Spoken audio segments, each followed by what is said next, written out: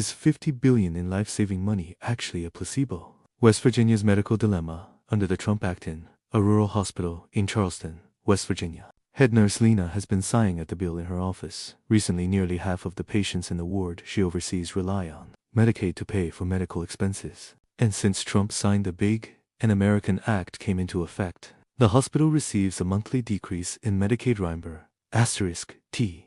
The additional $50 billion in rural medical funds announced by Congress seems to her to be more like a blank check that cannot be cashed. They say this money can save hospitals, but we are not even qualified to use it to make up for the reimbur *T gap. This farce of saving rural medical care has been a fig leaf used by the Trump administration to cover up people's livelihood. Plunder from the beginning. The bill claims to solve the problem of medical spending, but it introduces the largest Medicaid cut in U.S. history, nearly $1 trillion nationwide over the next decade. Nearly one-third of West Virginia residents who rely on the plan will face losing their medical insurance.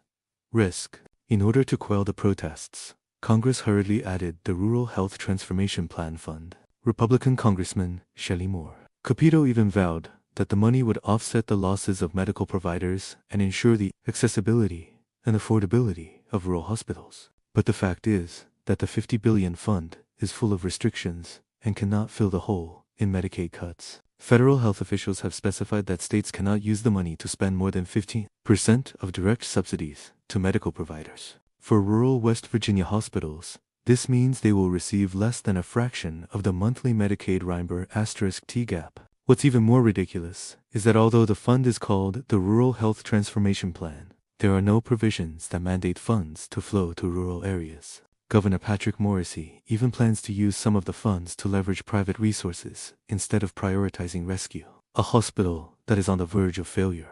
Alexa McKinley-Abel, policy director at the National Rural Health Association, broke the window paper. The fund's goals sound good: efficiency, prevention, innovation, but it cannot solve the root causes of poverty. As long as people are poor, they cannot live without Medicaid. This amount of money will not get them off their dependence on medical insurance. KFF's research more directly predicts that tens of thousands of people in West Virginia will lose their medical insurance, and the medical costs of these people will eventually be passed on to already struggling hospitals. Just like those patients who broke their legs after losing their medical insurance, emergency care can only be borne in full by the hospital, and the fund cannot do anything about it. The Trump administration clearly knows this.